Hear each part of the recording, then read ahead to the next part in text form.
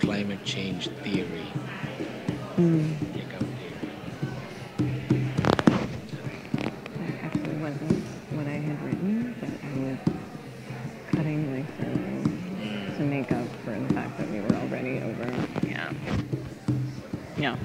Yeah.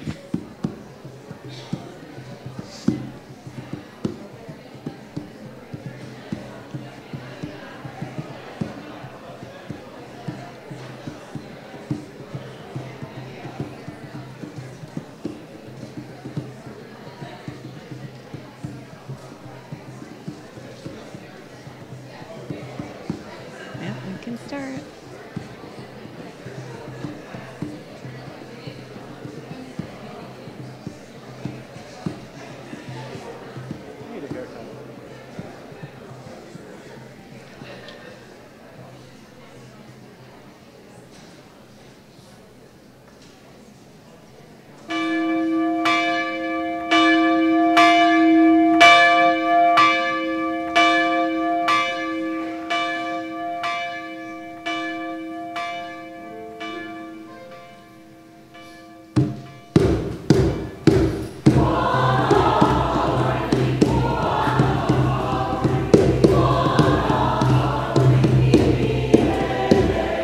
Greet the new year.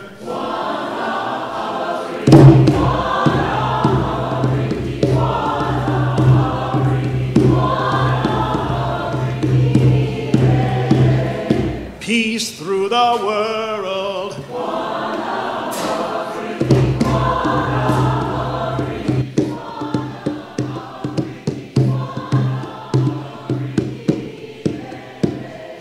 Love to our neighbors.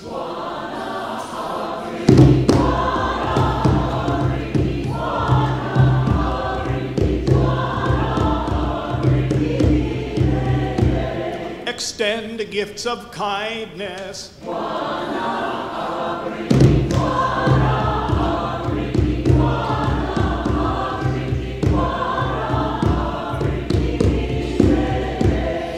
Be the resistance.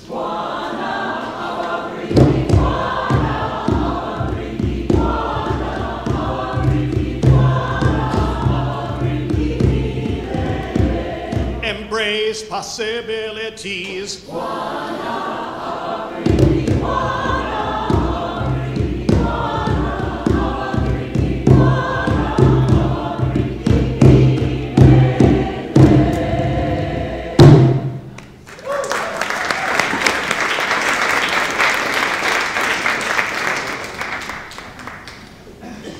Buenos días y bienvenidos. I am the Reverend Katie Romano Griffin, your assistant minister, and I welcome you to Cedar Lane Unitarian Universalist Church, a liberal religious community where love works, where we gather together to explore the eternal, to nurture community, and build a more just world. Together, we dare to embody beloved community.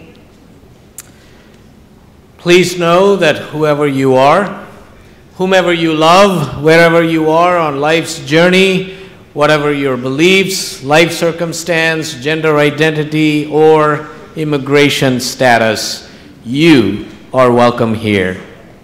A special welcome this morning to all those who are joining our service online, whether in the moment or catching up with us later.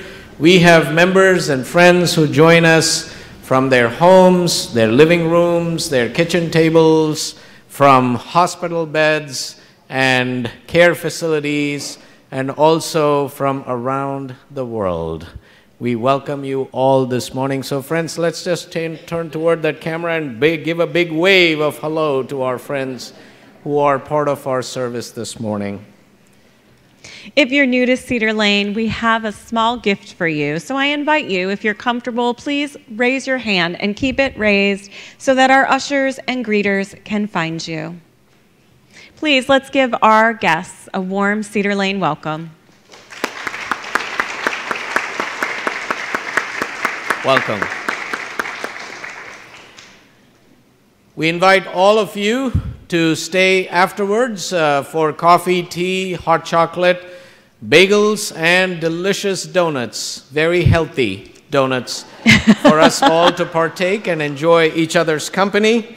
And if our guests choose to use a yellow mug, our friends and members will be sure to greet you and welcome you to our spiritual community, because at Cedar Lane, yellow means hello. It sure is. I just want to know if it's the orange sprinkles today that are making the donuts healthy. Yes, but they still don't have my favorite maple donuts, and I'm really... I'll put in the order on you. Thank you, Tim. Yes. How many of you love maple donuts? There you go. See? See? All right. Yep. I'll pass it along. Yep. Thank you. Oh, we have a vital and engaged religious community. There's an insert in your order of celebration with lots of ways for you to be involved in this community. I especially want to draw your attention to Beloved Conversations. It is not too late to sign up for this transformative program, which will launch on the eve of Friday, January 18th. And the second part of the launch will be on Saturday the 19th. And then there will be 8 weeks of follow-up, small group, transformative conversations about what it really means to be in beloved community. And I promise you, the person that comes into this process will not be the same person that's on the other side of it. And what you learn in this program will help frame your spiritual work, how you approach social justice going forward. So please do consider signing up for Beloved Conversations. And I also want to lift up that we will be using slides today for our songs and our chalice lighting. This is one of the ways we live into being a beloved community. Not all of us can read the small print in the hymnals. So let us be welcoming together. And if you feel called to give your time so that we can continue to do this important piece of beloved community, please send me an email. Thank you, Katie. I'm sure by now most, if not all of you here are aware that we are now a sanctuary congregation, that we welcomed our first sanctuary guest in early December, on December 10th to be exact, Rosa, who is here with us at worship this morning. And it has been an amazing journey so far as we have entered into this process, this covenanted process of being present to Rosa on her journey, a journey that she has undertaken with great courage and grace in being not only a part of our spiritual community, and some days it does take courage and grace to be a part of a Unitarian Universalist religious community, but also in the manner in which she has continued on this journey as she awaits due process to unfold. And the blessing has been how we have been able to engage in this work with the help and support of so many of our members and friends, and now members of our sanctuary congregation network and neighboring communities. Yesterday we had an amazing training where we had, from what I hear, close to 60 people here, a third of whom were non-Cedar Lane folks, going through a training in order to become engaged in sanctuary work. So this morning, I would like to take a moment to express my deep gratitude to our sanctuary team leaders and the sanctuary team, the many volunteers who have already stepped up and have been engaged in this for the last 4 weeks, and also some of our team leaders. So as I name some of you, would you please, if you're present, rise so we may recognize and thank you for your wonderful ministry. I would especially like to lift up the team leaders, Diane Seifert, Charlene Zellmer, and Sandy Shaw, who are leading the sanctuary team. If you're here, would you please rise? Thank you. Thank you. And we have smaller team leaders led by Kathy Bryant, Moyo Myers, and Cece Williams. Would you please rise? They have been amazing, not only in coordinating the many volunteers who have stepped up, but also themselves put in hours and hours of being present to this work. So thank you. Thank you for all you're doing and will continue to do. Thank you. And now those of you who have stepped up, volunteered to be a part of this process and this journey, would you please rise so we may recognize and thank you. Wow.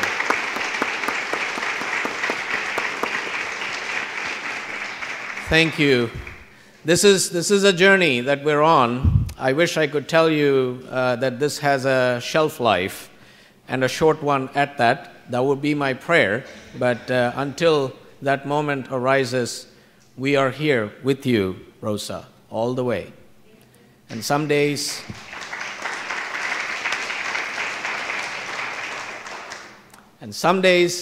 it would be a blessing, and other days it may be a bit of a challenge, but we'll work our way through it. Thank you. In this caring community, the pastoral visitors are an extension of the ministry team. Joanne Jersey is today's on-call pastoral visitor. Joanne will be available during the service and afterwards at the Joys and Sorrows Candles table. Please reach out to Joanne if you'd like some support today. This amazing, generous community chooses to live out its values each month by sharing the plate with an organization that is consistent with our value structure.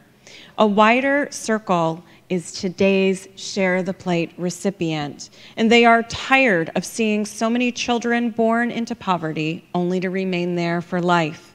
In a region and a country with so much, too many live with too little. Wider Circle knows that we can change this, and it's their mission to end poverty by inspiring, fostering, and measuring individual and community-level challenge. Dr. Burgle from A Wider Circle is with us today to talk a little bit more about this amazing organization. Thank you. Good morning, everyone. Good morning. I was really happy to see these words on the cover this morning's program, because I am a deep believer in pursuing what is possible, and I'm also a deep believer in belief. I think we achieve what we believe we can achieve, and I also see that we believe that poverty is a part of our society, and so we normalize it and allow people to continue to live in it when it is solvable and definitely not tolerable or acceptable. I started a Wider Circle 17 plus years ago after volunteering and finding myself in the homes of people who lived in poverty, who needed food, and I would bring that food to them. And when I would walk in, I would see that they not only had no food, they had no beds or dressers or tables or chairs or sheets or towels or access to information and professional networks to change the course of their lives. And I was embarrassed when I saw that, and so I got motivated. And the more I did, the more ashamed I felt, and so the more determined and committed I got. And now I just have a lot of anger, and that anger has brought me a lot of spiritual accountability, because I think that we restrict our love to few and too few near us, and we live too small, and we allow people to live in such scarcity surrounded by such abundance. And so I am deeply committed to this, and I hope that we can partner together more in the future, because I assure you that even on days like Christmas Day, when people are living in poverty, they're living in communities where it's not safe to just walk outside. There were multiple shootings and stabbings on Christmas Day in the communities where we have a center. And so I'll tell you just very briefly that A Wider Circle continues to furnish homes. Last year, we furnished the homes of 16,000 children and adults. 16,000 kids and parents went from waking up in the morning with nothing or next to nothing to going to sleep that night with beds and dressers and tables and chairs, sheets and towels and dishes and pots and pans. Many items I bet came from some of you. And I hope that you'll continue to donate those items. And we'll come to your home and pick them up. And we'll only take the things you ask us to take, right? Because otherwise, that wouldn't be very nice. It wouldn't be much of a charity if we did the other. But we encourage you to bring them, because there's such a weight. We live in a community where there are a lot of people who have more than they need, and there are a lot of people who have less than they need. And so sometimes it takes us a while to get to you. But if you come to us, we're open 7 days a week. And we're open 7 days a week because nobody's in poverty Monday through Friday from 9 to 5. And so we're open every day to serve them. We also provide professional development because nobody gets out of poverty without a job. That's right. And so we help about 2,500 people enter the workforce. And we are setting up centers in low-income communities because I think we need to be where people live. If we're really going to end poverty, we need to be where they live, transforming their neighborhoods, not allowing there to be such a thing as a bad neighborhood to avoid. There should be no such thing. So I hope you'll partner with us more into the future. And my partner, Alice, will be in the back. And Alice has been well known to say that this is not about charity, this is about justice. And when there is an injustice in our midst, we do not stand for it, not for a day. So thank you for letting me be a part of this. Thank you.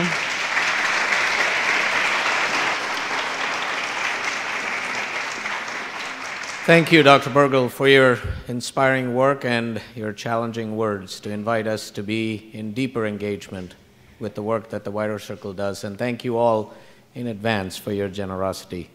And now let us turn and greet one another, especially our guests.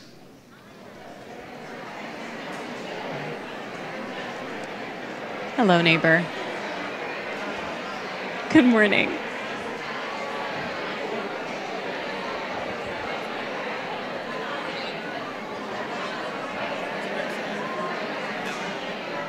The race has been on this morning. Good morning, officially. Yeah.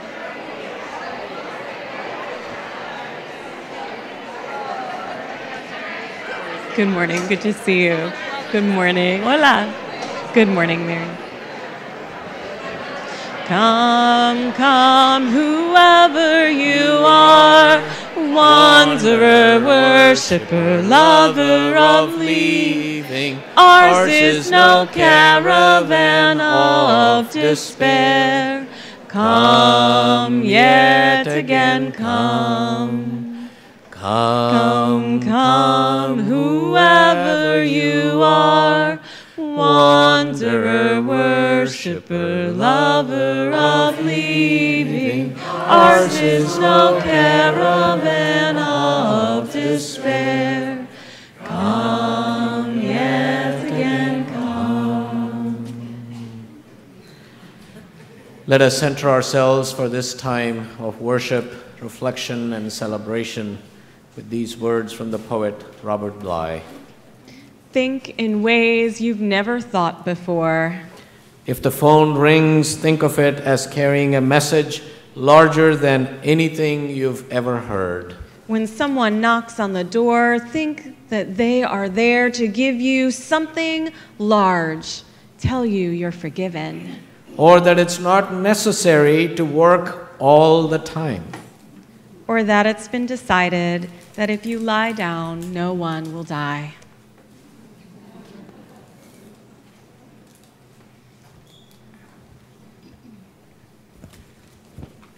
Please rise in body or spirit and prepare to read the chalice-lighting words listed in your order of service and projected above.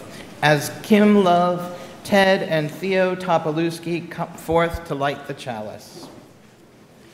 We call forth the life of our faith by igniting our chalice. This spark of new beginnings invites us into a sacred space to reflect where we have been and where we are going, even knowing that this particular flame will intentionally end with our ritual extinguishing. For we are not sent.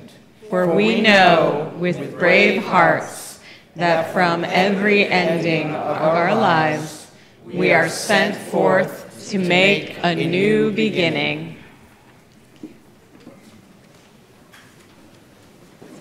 Please be seated.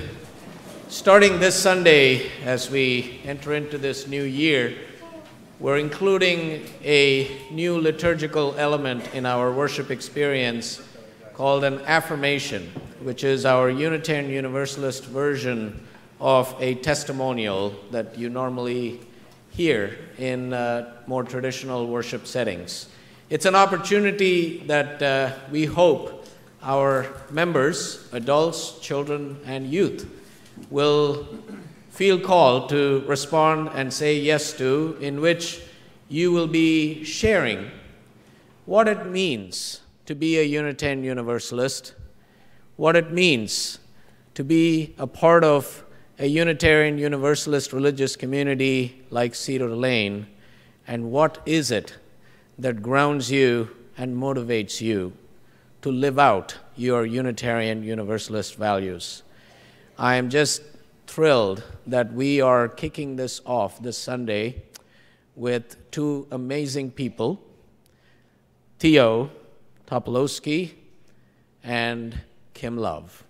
Let's give Theo a warm Cedar Lane welcome.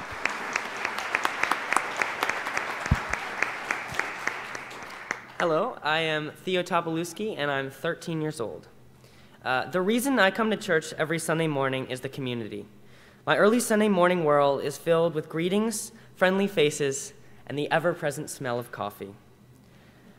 I have recently read a book called Sapiens, written by Yuval Noah Harari, and learned that from the moment our species arose nearly 200,000 years ago, we lived in small groups, containing at most 50 members.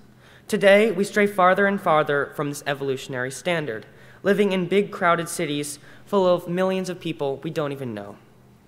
My belief is that in order to truly achieve happiness, we must dig back to our roots in the African savanna.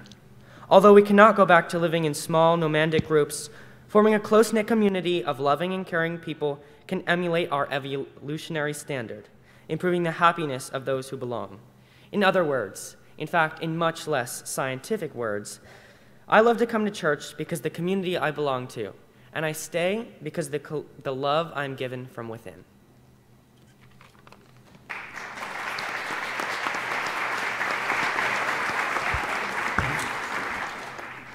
Good morning. I'm Kim Love. This is my husband, Ted Topolowski, and we have the privilege of parenting this guy.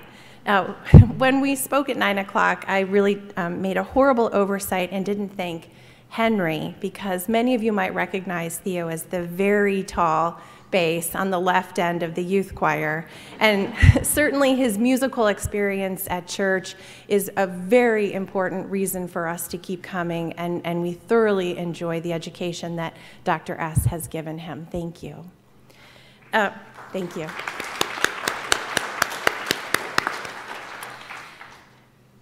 It's really important for me to hear when Abby says that parenting is a spiritual practice.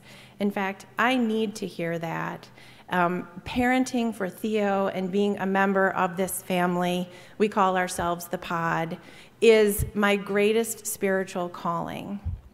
And about 9 years ago, at exactly this time, when Theo was 4 years old, he looked at me and said, "Christmas was really fun, but why do we do it?" I was stumped. I didn't really have an answer. I'm not Christian. About a year later, we lost my beloved grandmother, Grandma Love. Many of you heard me tell her story from this pulpit several years ago. And Theo asked me, "Where did she go? What happened to her?" And I didn't have an answer. So we tried to find a religious home where Theo could ask those questions, but more importantly, where those questions would be embraced and welcome. And we landed here. I was raised in the Methodist Church. My husband was raised in the Catholic faith, and we felt that spirituality and the dogma was really shoved onto us. And don't get me started on the patriarchy. So we had a few false starts. We tried to get our act together and to show up to Cedar Lane on time. In fact, one Sunday, we came an hour late because it was daylight savings and we didn't even know it. And the people at the greeters table, whoever you were so nice to us, nice enough that we came back and tried again. So we ended up starting at the end of Theo's first grade year during the wonderful haunting house class. And one of Theo's earliest memories at Cedar Lane is building that wonderful, see, it makes me teary, that wonderful cardboard box with his father. What a joyful memory. We have loved the festivals class, where Theo could celebrate the religions of the world, and it underscores our belief in the worldwide community to which we all belong. This year is Theo's OWL year. We feel that this is incredibly important, particularly because of our very strict upbringing, that Theo have a religious education that teaches him about the beauty of the entire human experience in an accepting and loving way. And we are grateful for the teachers who are teaching that class this year and all of Theo's teachers. And so I will tell you, it is not easy to come to church every Sunday. We are very busy. I have a job that takes me all over the country. Sometimes I work late into the night, and often it is all that we can do to get our act together just enough to be here on time so that Ted and I can sit together in this beautiful sanctuary and have an hour of peace, and our son can have such a beautiful education and keep asking his questions. So thank you very much to this beautiful community. Thank you.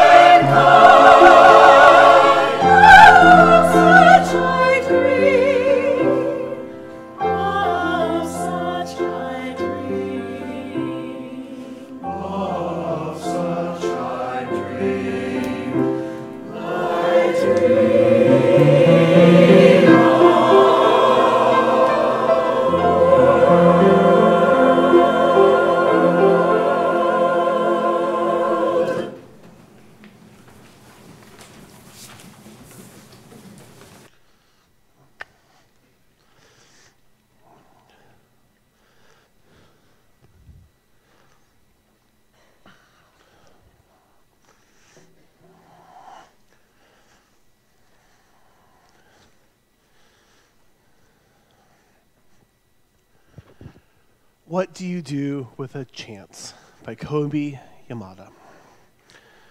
One day I got a chance. It just seemed to show up.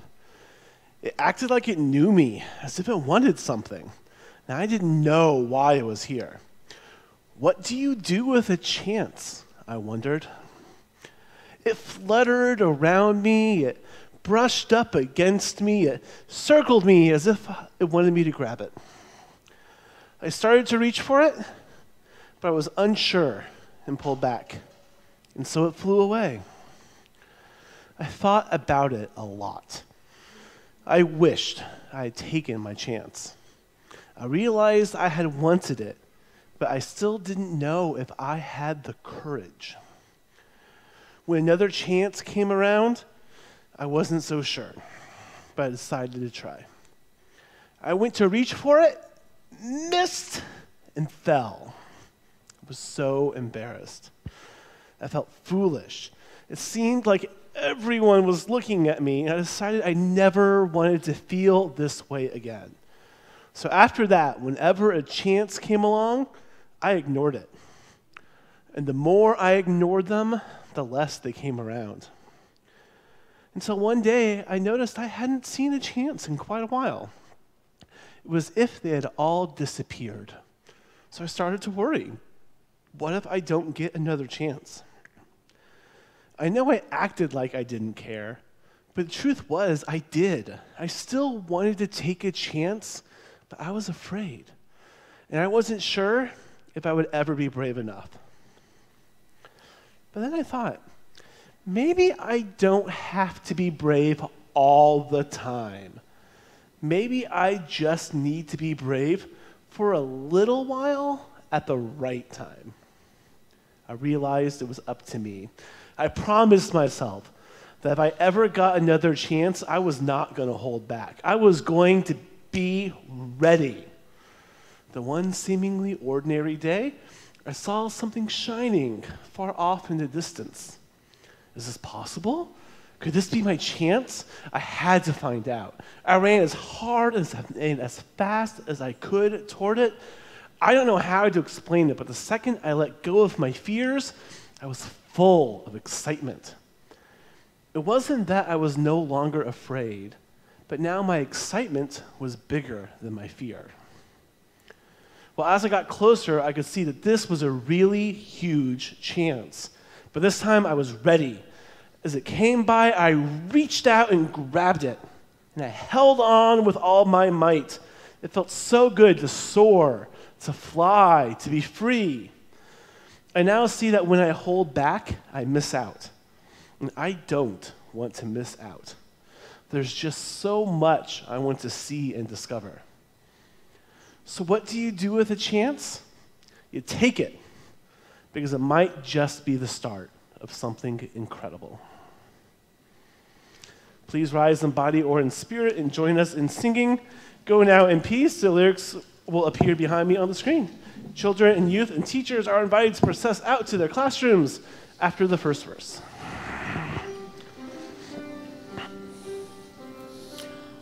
Go now in peace, go now in peace. May the love of God surround you everywhere, everywhere you may go.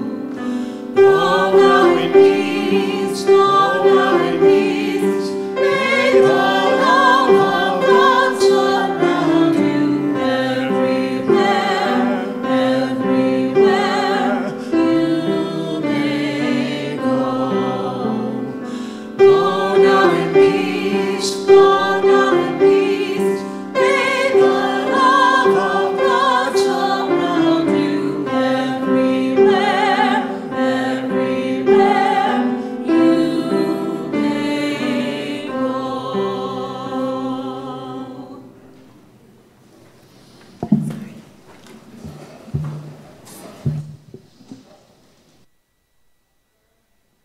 Worshiper, come with your joys, your broken heart, your wholeness, and your loneliness. We gather as a single community in sacred space to meet the wonders and challenges life offers us all. Let us enter this time to gather strength and inspiration as we bear witness to the joys and sorrows in our community. When I hold up my arm, I invite you to say, "We hold you in our hearts." If you are living through the small and extraordinary milestones of life, we hold you in our hearts. If parenting is your primary spiritual practice, we hold you in our hearts. If you or someone you love has been affected by the government shutdown, we hold you in our hearts. If you live with or care for someone with grief or chronic pain, we hold you in our hearts. If you're struggling with illnesses seen and unseen, with mental illnesses or addictions, we hold you in our hearts. If you have suffered abuse or injustice, we hold you in our hearts. And we hold former members Susan Clark and her husband Rich in our hearts, as Rich underwent open heart surgery on December 13th. We're happy to report that Rich was able to return home on December 17th. We also hold Harold Quayle and the Quayle family in our thoughts and prayers as they move through this time mourning the loss of longtime member Martha Quayle. A memorial service will be announced soon. We hold in our hearts the family of Mary Stewart. Mary passed away early Saturday morning. Sympathy cards to Betsy Stewart would be appreciated, and memorial service information will be released at a later date. And we also hold in our hearts the family of Wanda Van Goor, who passed away Friday. Memorial service information will be released soon. Cards to the family are appreciated. We hold you in our hearts. Ooh. This time we have together each Sunday is precious and holy, as our time is not guaranteed. The community mourns the loss of 3 longtime members within the span of a week. And yet we also come together to celebrate the joys of new life springing up, of life changes, and we bear witness to it all together. Let us enter a moment of silence with all that is in our hearts.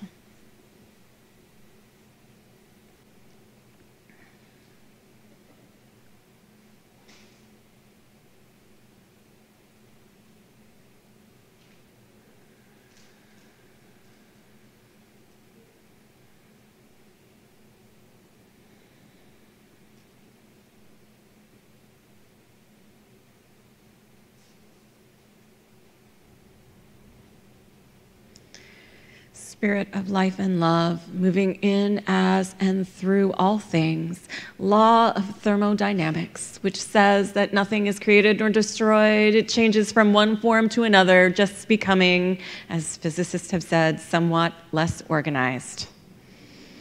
Help us to hold the memories in our hearts of those that we love, and also call us to remember that those in front of us, behind us, and beside us are precious and holy gifts. And may we draw them closer as we move through our days. Amen, and blessed be.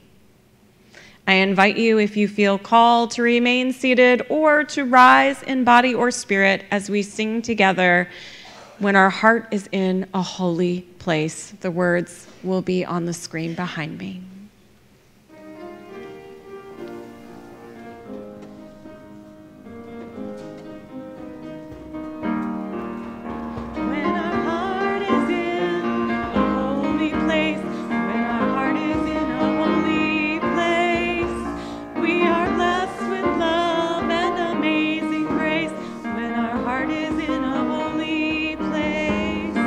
When we trust the wisdom in each of us,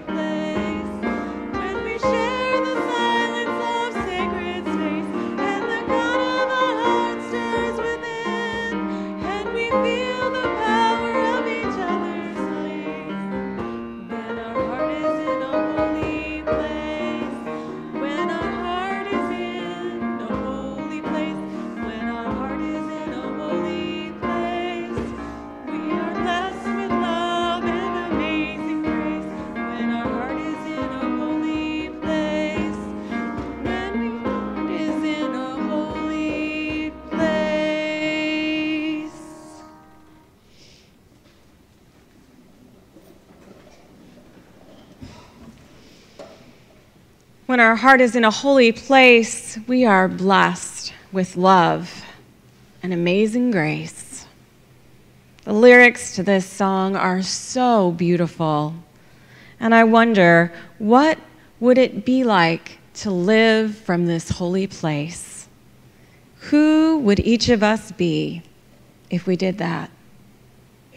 The new year is a wonderful time to consider not just a resolution for boosting our bank accounts or losing a few pounds, but really to explore deeply why these things are important. And do they spring from that holy place? Are we crafting lives by design, following our call from that spark within us that is most holy? Or are we living based on society? Are we doing what we are programmed to do and living a life by default? What is your heart's holy place? What is most holy in your life? Are you living in accordance with it? When I see bumper stickers like, "I would rather be dancing," or "I would rather be fishing," I wonder if those things are most holy to the person driving that vehicle. Are those things they'd rather be doing in alignment with who they'd like to become, at least more often than not? I say this not from a judgmental place, because we all have moments of thinking, "I would rather be something." And those desires, those moments of longing and discontent are holy messages. They are often calls or arrows that point us in the direction that holy place is calling us to move. What I am asking, though, is, are we humans truly acting in alignment with what we believe is holy in our hearts? And are we moving towards a dress size, a bank account, a car, a number? Or are we moving towards what we want to become, what we're being called to become? These things are not mutually exclusive, but sometimes we humans are driven more by societal norms than what we hold most holy. Theologian Paul Tillich's notion of God or the holy was what he called ultimate concern, or what concerns us ultimately, what has our attention most of the time. African-American historian Charles Long expanded on Tillich's work and posited that what is most holy to us will orient us ultimately. It is ultimate orientation. As we move into this new year, I wonder what is ultimately orienting each of us. Are we conscious of it? Are our hearts in that holy place? Do we feel blessed with love and amazing grace as we move our lives into alignment with these resolutions we are creating? Theologian Mike Hogue presents an interesting way for people of faith to construct theology and craft lives in alignment with what they hold most holy. He invites us to imagine what orients us as a window, and then to imagine that that ultimate orientation is what we view the entire world with through that window. And then he asks us to think about what moves us away from that window. How do we miss the mark of looking through that window? How do we sin? Sin really means miss the mark. How do we redeem ourselves and get back to being in front of that window? How do we live this theology in community, or ecclesia, which is a fancy church word for together in our community and the community at large? And what would be the ultimate result of living in accordance with our personal theology? Where would it lead us? And what would happen if we don't live this way? So I ask you, what's most holy to you? Do you call this holy orientation God, love, nature, humanity, something else? How do you miss the mark and fall out of alignment with that which orients you ultimately? How do you come back into alignment with it? How do you live this orientation in community and in the world? And what will happen if you don't? I'll give you an example. Let's say nature is what orients you ultimately. You might miss the mark of being ultimately oriented by your love of nature, by being indoors all day, missing the opportunity to be in the presence of the wind, of the sun, the rain, beautiful dirt that you can sink your hands into. You might miss the mark when you don't have that connection, when you don't recycle, when you don't advocate to protect nature. And how do you redeem yourself and come back into alignment with it? Well, you could go out daily and experience nature. You might decide to go vegan. Even one day a week would help protect the environment. You might start a garden, or if you live in an apartment or a condo, maybe even just a planter to create some life and strengthen your connection. You could advocate for solar panels or wind as sources of electricity in your home, your office, your county. And then how would this orientation play out in this community and beyond? Maybe you would advocate for composting bins at church where you work, which, by the way, we do have composting bins here. You might start a program at the office or trainings on how to compost. You might talk to friends or other people at Cedar Lane. You might advocate for electronic programs instead of paper ones. You might do what some of our environmental justice members do, which is volunteer to come do dishes at events so that we use reusable dishes instead of paper ones or even compostable ones. And what are the ends of what will happen if you do not live this way?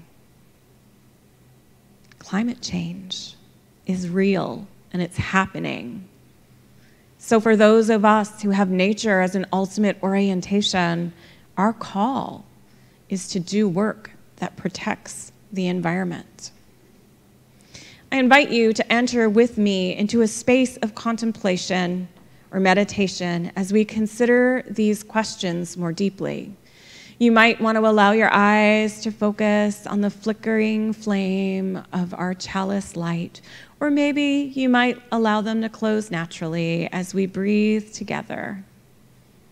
Softly breathing in and out. Maybe even lifting our shoulders on the next inhale, and as we exhale, rolling them back and releasing any stress, tension, or worry that might be remaining from the holidays, or the past week, or the past month, or even longer. And as you come fully into this supportive space, consider for a moment what in your heart is most holy. Is it people, nature, God, goddess, or something else?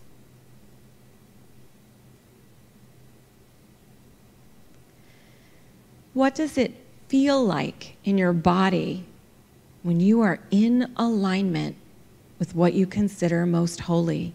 Notice the thoughts you think, your actions that you do daily that cause you to smile and fill with grace because you are moving from that holy place.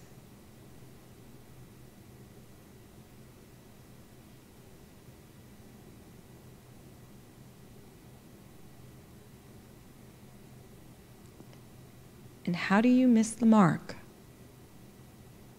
or fall out of alignment with what is most holy to you?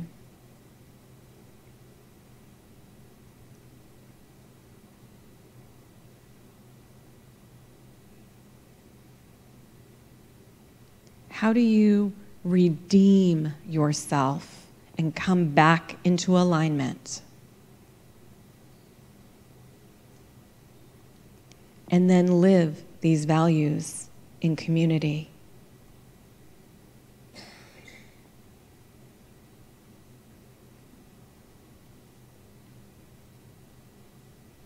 What would life be like if you did not live in alignment with what you consider holy?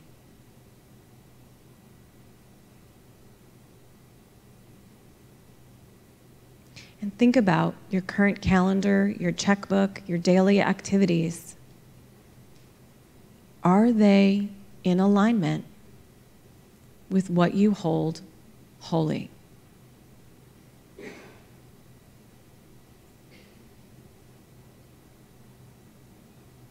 Consider these questions in a brief moment of silence, returning to the ones with greatest resonance for you.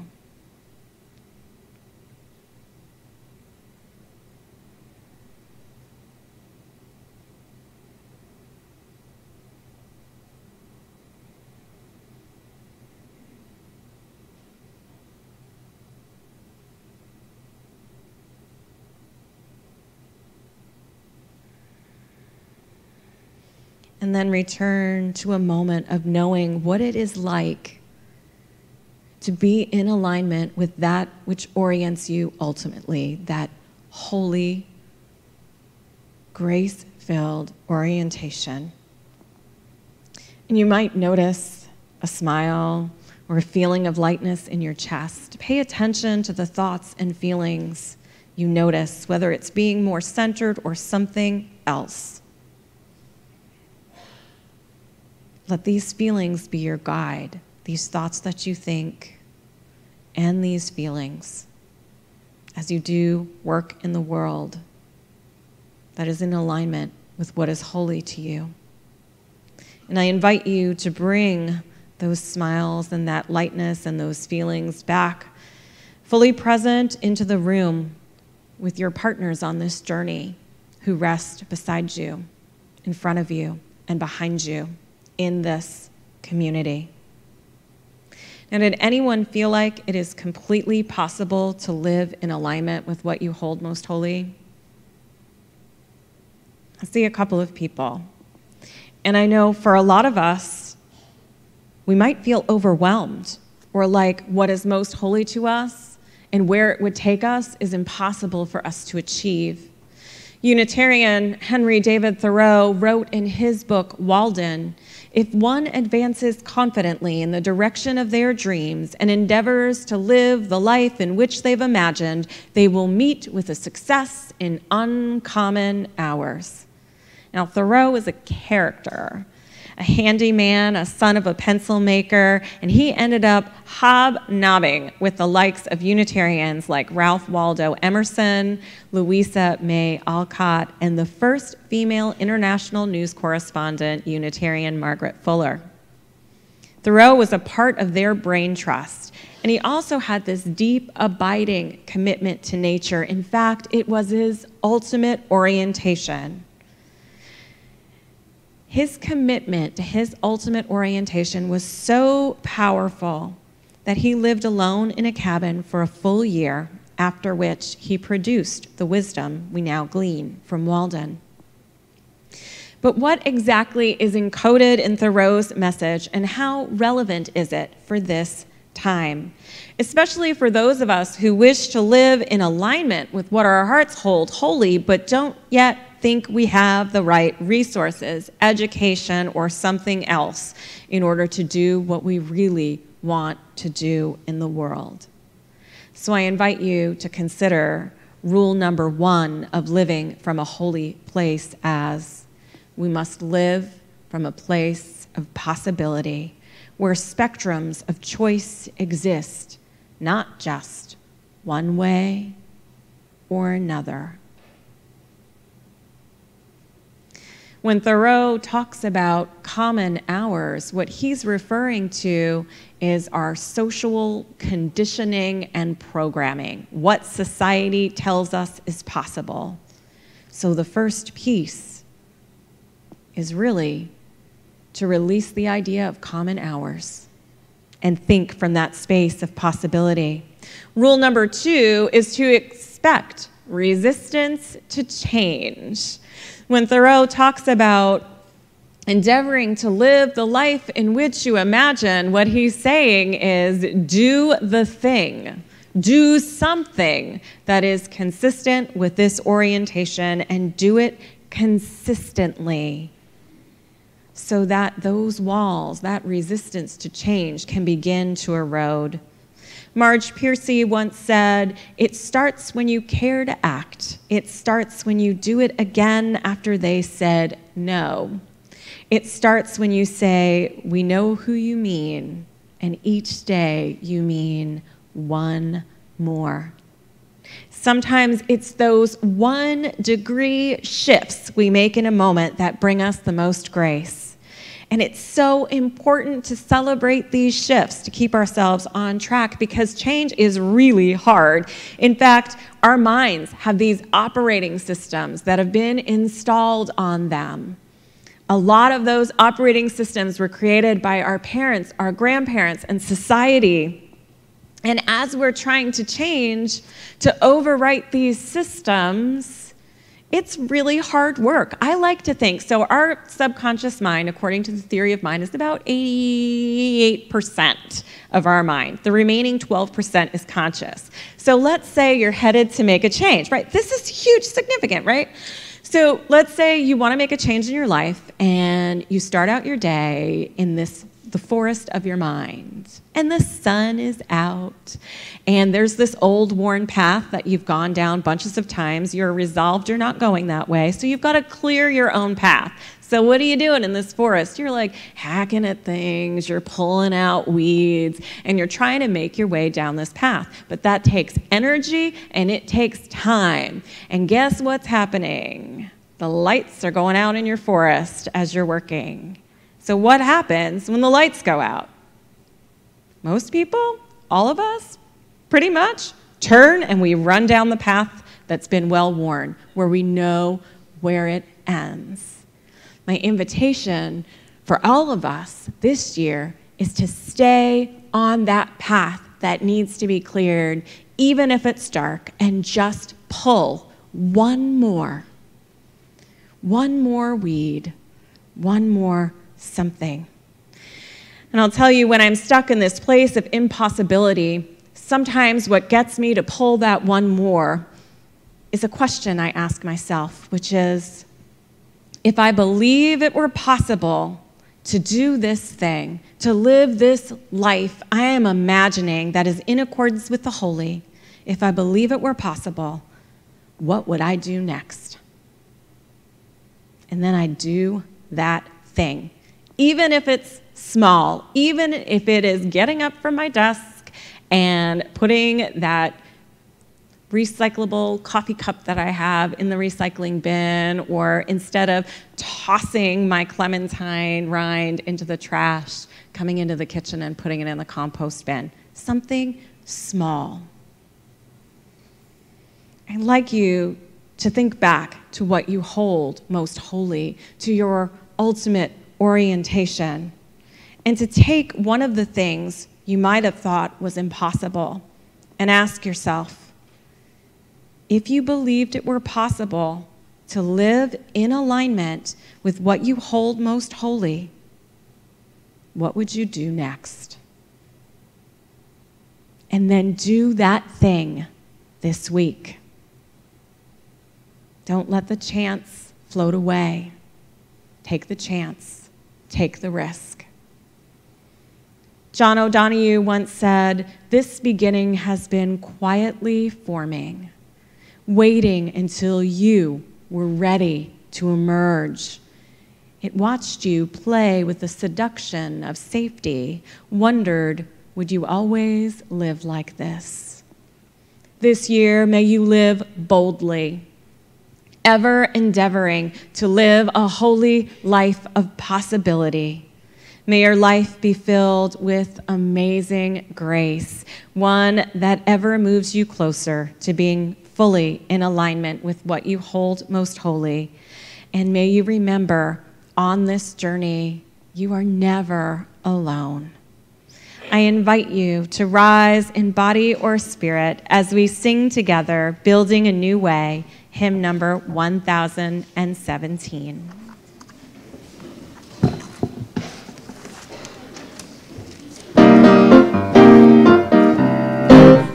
are building a new way. We are building a new way. We are building a new way. We are stronger every day. We are building a new way. We are working to be free. We are working to be free. We are working to be free. Hate and greed and jealousy. We are working to be free. We can feed our every need. We can feed our every need. We can feed our every need. Start with love, that is the seed. We can feed our every need. Peace and freedom is our cry. Peace and freedom is our cry. Peace and freedom is our cry. Without peace, the world will die. Peace and freedom is our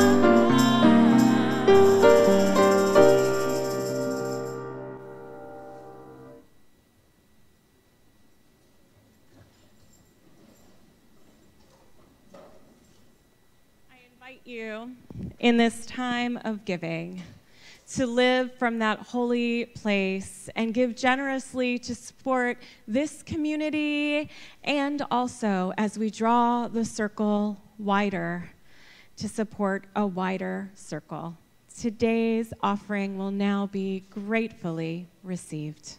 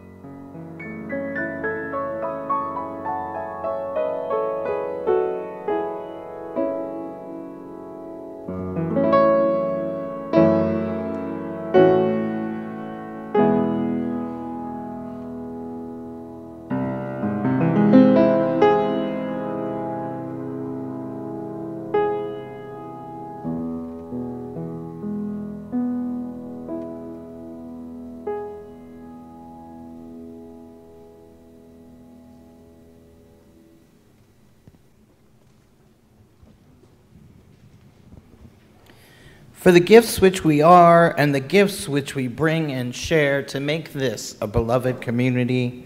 May we be truly grateful. May we be committed to using these gifts to make a difference in the world and to keep sharing as long as we ever can. Thank you.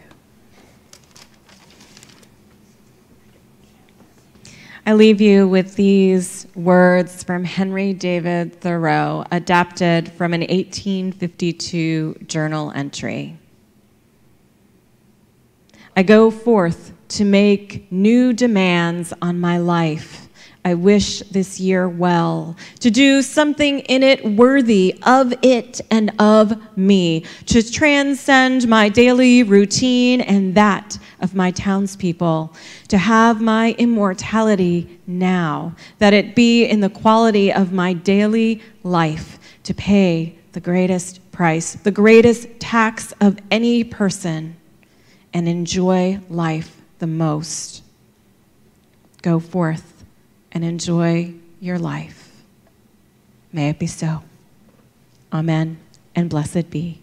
Please rise in body or spirit for the postlude.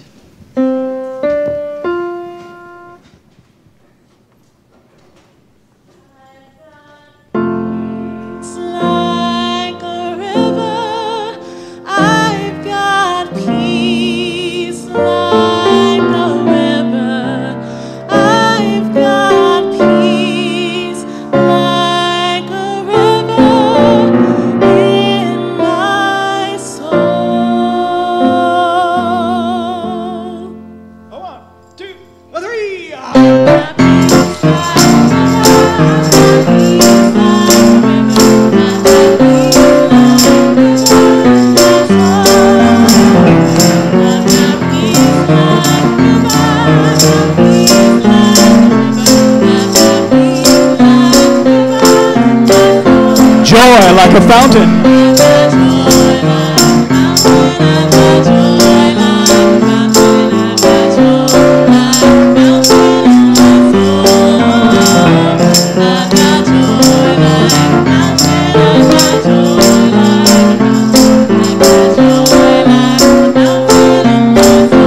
Love like an ocean.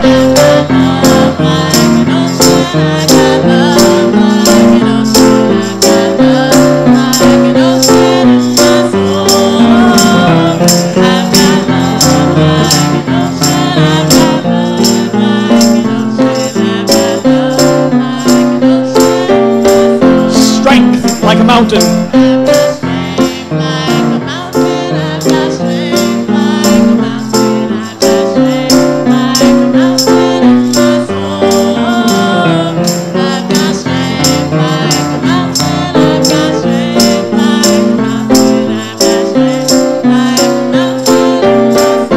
Peace like a river, one more time.